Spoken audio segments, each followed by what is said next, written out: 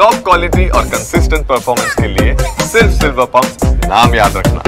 ಮತ್ತೆ ರಫೇಲ್ ಖರೀದಿಗೆ ಭಾರತ ಮುಂದಾಗಿದೆ 63 ಯುದ್ಧ ವಿಮಾನಗಳು ಈಗಾಗಲೇ 33 ಯುದ್ಧ ವಿಮಾನಗಳಿವೆ ಆ ರಫೇಲ್ ವಿಚಾರಕ್ಕೆ ಸಂಬಂಧಪಟ್ಟಂಗೆ ಏನು ರಾಮಾಯಣ ಅದು ಅಬ್ಬಬ್ಬಾ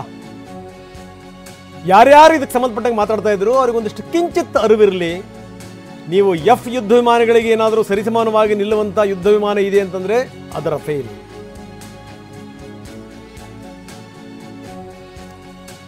26 ವಿಮಾನಗಳಿಗೆ ಈಗ ಸಹಿ ಹಾಕಿದೆ 26 ವಿಮಾನಗಳ ಖರೀದಿ 63,000 ಕೋಟಿ ರೂಪಾಯಿ ವೆಚ್ಚದ್ದಿದ್ದು ಎಷ್ಟು ವೆಚ್ಚ ಅನ್ನುವಂಥದ್ದು ಮುಖ್ಯ ಅಲ್ಲ ಜೊತೆಗೆ ಏನಂದ್ರೆ ಇದೊಂದು ಪ್ರಕ್ರಿಯೆ ಸಹಜವಾಗಿ ಆಗ್ತಾ ಇರುತ್ತೆ ಯಾಕಂದರೆ ನಾವು ನೂರಾರು ಯುದ್ಧ ವಿಮಾನಗಳನ್ನು ಕೊಳ್ಳಬೇಕು ಅನ್ನುವಂಥ ಇರಾದೆನಲ್ಲಿರುವಂಥವರು ಈಗ ಮತ್ತೊಮ್ಮೆ ಅದಕ್ಕೆ ಸಹಿ ಬಿದ್ದಿದೆ ಇದೆಲ್ಲದರ ಜೊತೆಗೆ ಒಂದು ನಾವು ಗಮನಿಸಬೇಕಾದಂಥ ಸಂಗತಿ ನೋಡಿ ಈ ಎಫ್ ವಿಮಾನಗಳನ್ನು ಕೊಡುವಂಥ ವಿಚಾರಕ್ಕೆ ಸಂಬಂಧಪಟ್ಟಂಗೂ ಕೂಡ ಅಮೆರಿಕ ಮುಂದೆ ಬಂದಿದೆ ತಗೊಳ್ಳಿ ಅಂತ ಬೇಡ್ಕೊಂಡೋಗಲು ಕೂಡ ಕೊಡಲಿಲ್ಲ ಅವರು ನಮಗೆ ಕೊಡಲಿಲ್ಲ ಈಗ ನೋಡಿ ಈಗ ರಫೇಲ್ ತಗೊಳ್ಳೋಕ್ಕೂ ಕೂಡ ನಾವು ಸಹಿ ಆಗ್ತಾ ಇದ್ದೀವಿ ಇವತ್ತು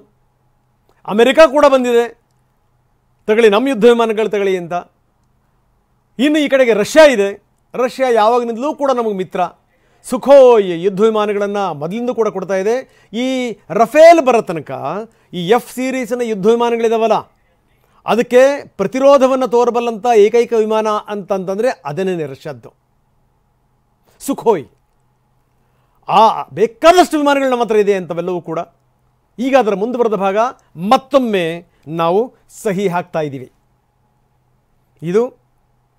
ಇನ್ನು ಭಾರತೀಯ ಸೇನೆಯನ್ನು ಸೇರ್ತಾ ಇವೆ 26 ರಫೇಲ್ ಯುದ್ಧ ವಿಮಾನಗಳು ಇನ್ನು ಜಮ್ಮು ಕಾಶ್ಮೀರದ ವಿಧಾನಸಭೆ ಇವತ್ತು ವಿಶೇಷ ಅಧಿವೇಶನವನ್ನು ಕರೆಯಲಾಗಿದೆ ವಿಶೇಷ ಅಧಿವೇಶನ ಕರೆದಿದ್ದಾರೆ ಲೆಫ್ಟಿನೆಂಟ್ ಗವರ್ನರ್ ಮನೋಜ್ ಉಗ್ರರ ದಾಳಿ ಪ್ರಕರಣ ಖಂಡಿಸಿ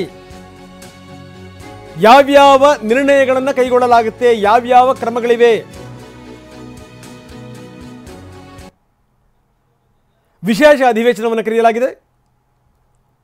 ವಿಶೇಷ ಅಧಿವೇಶನದಲ್ಲಿ ಇವತ್ತು ಮಹತ್ವದ ನಿರ್ಣಯಗಳನ್ನು ತೆಗೆದುಕೊಳ್ಳಲಾಗುತ್ತೆ ಯಾರು ಕೂಡ ಉಸಿರು ಬಿಡಲ್ಲ ಗೊತ್ತಿದೆ ಯಾಕಂದರೆ ಉಸಿರು ಬಿಟ್ಟರೆ ಎಡವಟ್ಟಾಗುತ್ತೆ ಅನ್ನುವಂಥದ್ದು ಕೂಡ ಇವರಿಗೆ ಗೊತ್ತಿದೆ ಸಿನ್ಹಾ ಅವರೇನು ಕರೆದಿದ್ದಾರೆ ಮನೋಜ್ ಸಿನ್ಹಾ ಅವರು ಬನ್ನಿ ನಮ್ಮ ಪ್ರತಿನಿಧಿ ಹರೀಶ್ ನಮ್ಮದಿಗೆ ಸಂಪರ್ಕದಲ್ಲಿದ್ದಾರೆ ಹರೀಶ್ ನಾವು ನೋಡ್ತಾ ಇದ್ದೀವಿ ಒಂದು ಕಡೆಗೆ ಯುದ್ಧ ವಿಮಾನಗಳ ಖರೀದಿ ಬಹಳ ಜೋರಾಗಿದೆ ಇದು ಯುದ್ಧಕಾಲೇ ಶಸ್ತ್ರಾಭ್ಯಾಸ ಖಂಡಿತವಾಗಲೂ ಅಲ್ಲ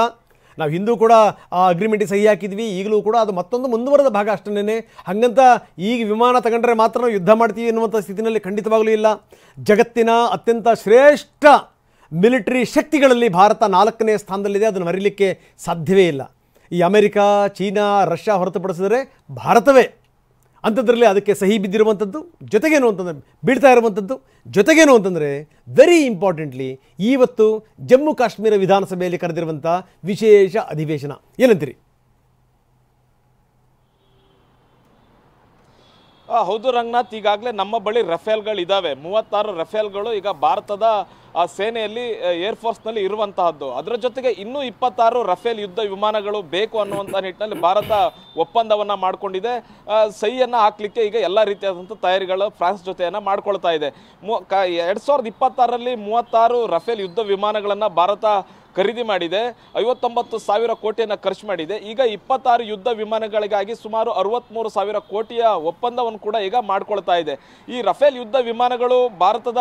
ಸೇನೆಗೆ ಸೇರ್ಕೊಂಡಷ್ಟು ಕೂಡ ಭಾರತದ ಶಕ್ತಿ ಹೆಚ್ಚಾಗುತ್ತೆ ಮತ್ತು ಪಾಕಿಸ್ತಾನಕ್ಕೂ ಕೂಡ ನಡಕ ಶುರುವಾಗುತ್ತೆ ಏನು ಪಾಕಿಸ್ತಾನದಲ್ಲಿ ಎಫ್ ಸೀರೀಸ್ನ ಯುದ್ಧ ವಿಮಾನಗಳಿವೆ ಒಂದು ಕಡೆ ಚೀನಾ ಕೂಡ ಸಹಾಯ ಮಾಡ್ತಾ ಇದೆ ಒಂದು ಕಡೆ ಅಮೆರಿಕ ಕೂಡ ಪಾಕಿಸ್ತಾನಕ್ಕೆ ಸಹಾಯ ಮಾಡ್ತಿದೆ ಅವುಗಳಿಗೆ ಟಕ್ಕರ್ ಕೊಡಬಲ್ಲ ವಿಮಾನಗಳು ಅಂತಂದರೆ ಅದು ರಫೇಲ್ ಫ್ರಾನ್ಸ್ ಡಸಾಲ್ಟ್ ಕಂಪ್ನಿ ತಯಾರಿಸಿರ್ತಕ್ಕಂತಹ ಒಂದು ಈ ರಫೇಲ್ ಯುದ್ಧ ವಿಮಾನಗಳು ಹೀಗಾಗಿ ಸರಿಯಾದಂಥ ಪೈಪೋಟಿಯನ್ನು ಅದಕ್ಕಿಂತ ಒಂದು ಕೈ ಮೇಲೆಗೆ ರಫೇಲ್ ಯುದ್ಧ ವಿಮಾನಗಳು ಈ ಸಣ್ಣಸಡಲ್ಲಿವೆ ಇದು ಭಾರತದ ವಾಯುಸೇನೆಯ ಶಕ್ತಿಯನ್ನು ಮತ್ತಷ್ಟು ಹೆಚ್ಚಿಸಿದಂತಾಗುತ್ತೆ ಮತ್ತು ಪಾಕಿಸ್ತಾನಕ್ಕೂ ಕೂಡ ಒಂದು ಎಚ್ಚರಿಕೆ ಇದರ ಮಧ್ಯದಲ್ಲಿ ಇವತ್ತು ಜಮ್ಮು ಕಾಶ್ಮೀರ ವಿಶೇಷ ಅಧಿವೇಶನವನ್ನು ಕರೆಯಲಾಗಿದೆ ಜಮ್ಮು ಕಾಶ್ಮೀರ ವಿಧಾನಸಭೆಯಲ್ಲಿ ಇನ್ನೇನು ಕೆಲವೇ ಕ್ಷಣಗಳಲ್ಲಿ ವಿಧಾನಸಭೆ ಆರಂಭ ಆಗುತ್ತೆ ಲೆಫ್ಟಿನೆಂಟ್ ಗವರ್ನರ್ ಮನೋಜ್ ಸಿನ್ಹಾ ಅವರು ವಿಧಾನಸಭೆಯನ್ನು ಕರೆದಿದ್ದಾರೆ ಮುಖ್ಯವಾಗಿ ಇವತ್ತು ಈ ಒಂದು ಜಮ್ಮು ಕಾಶ್ಮೀರದಲ್ಲಿ ಅಟ್ಯಾಕ್ ಏನು ಪೆಹಲ್ಗಾಮ್ ಅಟ್ಯಾಕ್ ಆಗಿದೆ ಇದನ್ನು ಖಂಡಿಸುವಂತಹ ಒಂದು ವಿಶೇಷ ಅಧಿವೇಶನ ಆಗಿದೆ. ಮುಖ್ಯವಾಗಿ ಜಮ್ಮು ಕಾಶ್ಮೀರದಲ್ಲಿ ಪ್ರವಾಸಿಗರ ಮೇಲೆ ಯಾವತ್ತೂ ಕೂಡ ಈ ಥರದೊಂದು ದಾಳಿ ಆಗಿರಲಿಲ್ಲ. ಕಳೆದ 3-4 ದಶಕಗಳಲ್ಲಿ ಈ ಥರದೊಂದು ಮಾತು ಕೂಡ ಕೇಳಿರಲಿಲ್ಲ. ಯಾಕಂತಂದರೆ ಪ್ರವಾಸಿಗರಿದ್ರೇ ಅಲ್ಲಿ ಜೀವನ ನಡೆಯುವಂತಹದ್ದು. ಆದರೆ ಈ ಬಾರಿ ಪ್ರವಾಸಿಗರ ಮೇಲೆ ದಾಳಿ ಆಗಿರುವಂತಹದ್ದು ಇಡೀ ಜಮ್ಮು ಕಾಶ್ಮೀರದ ಬೆನ್ನೆಲುಬನ್ನೇ ಮುರಿದಂಗಾಗಿದೆ. ಯಾವ ಪ್ರವಾಸಿಗರು ಹೋಗ್ದೇ ಇದ್ರೆ ಅವರ ಆರ್ಥಿಕ ಅವರ ಜೀವನ ನಡೆಯೋದೇ ಕಷ್ಟ ಆಗುತ್ತೆ. ಇಂತಹ ಸಂದರ್ಭದಲ್ಲಿ ಇವತ್ತಿನ ಏನು ಅಧಿವೇಶನ ಇದೆ ಬಹಳಷ್ಟು ಮಹತ್ವವನ್ನು ಪಡ್ಕೊಂಡಿದೆ. ಯಾವ್ಯಾವ ಪಕ್ಷಗಳ ನಾಯಕರು ಯಾವ ರೀತಿಯಾಗಿ ಖಂಡಿಸ್ತಾರೆ, ಏನೇನು ಹೇಳ್ತಾರೆ, ಯಾವ ನಿರ್ಣಯವನ್ನು ಮಾಡ್ತಾರೆ, ಮತ್ತೆ ಮುಖ್ಯವಾಗಿ ಯಾವ ಸಂದೇಶವನ್ನು ಜಮ್ಮು ಕಾಶ್ಮೀರ ವಿಧಾನಸಭೆಯಿಂದ ಭಾರತಕ್ಕೆ ಕೊಡ್ತಾರೆ, ಅದರ ಜೊತೆಗೆ ಇಡೀ ವಿಶ್ವಕ್ಕೆ ಯಾವ ಸಂದೇಶವನ್ನ ಭಯೋತ್ಪಾದನೆಯ ವಿರುದ್ಧ ಕೊಡ್ತಾರೆ ಅನ್ನುವಂಥದ್ದು ಬಹಳಷ್ಟು ಮುಖ್ಯ ಆಗುತ್ತೆ. ರಂಗನಾಥ್, ಎಸ್ ಧನ್ಯವಾದ ತಮ್ಮೆಲ್ಲ ಮಾಹಿತಿಗೆ. ಹರೀಶ್ ನಮ್ಮ ಪ್ರತಿನಿಧಿ ದೆಹಲಿಯಿಂದ ಹೆಚ್ಚಿನ ಮಾಹಿತಿಯನ್ನು ಕೊಡ್ತಾ ಇದ್ರು. ಬ್ಯಾಕ್ ಟು ಬ್ಯಾಕ್ ಮೀಟಿಂಗ್ಗಳಾಗ್ತಾ ಇವೆ. ಇದೆಲ್ಲದರ ಜೊತೆಗೆ ಏನು ಅಂತಂದರೆ ರಕ್ಷಣಾ ಒಪ್ಪಂದಗಳಿಗೂ ಕೂಡ ಇವತ್ತು ಸಹಿ ಬೀಳ್ತಿರುವಂಥದ್ದು. ಅದರಲ್ಲೂ ರಫೇಲ್ ಯುದ್ಧ ವಿಮಾನಗಳಿಗೆ ಸಂಬಂಧಪಟ್ಟಂತೆ ಇವತ್ತು ಸಹಿ ಬೀಳ್ತಾ ಇದೆ. ಈ ರೀತಿ ಹಲವಾರು ವಿಮಾನಗಳು, ಶಸ್ತ್ರಾಸ್ತ್ರಗಳು ಭಾರತದ ಬತ್ತಳಿಕೆಯಲ್ಲಿರುವಂಥದ್ದು. ಇನ್ನೂ ಕೂಡ ಭಾರತದ ಬತ್ತಳಿಕೆ ವಿಸ್ತೃತ ಆಗ್ತಾ ಇದೆ. ಜೊತೆಗೆ ಏನು ಅಂದರೆ ಸ್ಟ್ರಾಂಗ್ ಆಗ್ತಾ ಇದೆ. ಅದಕ್ಕೆ ಪೂರಕವಾಗಿ ಇವತ್ತು ಆಗ್ತಿರುವಂಥ ಸಹಿ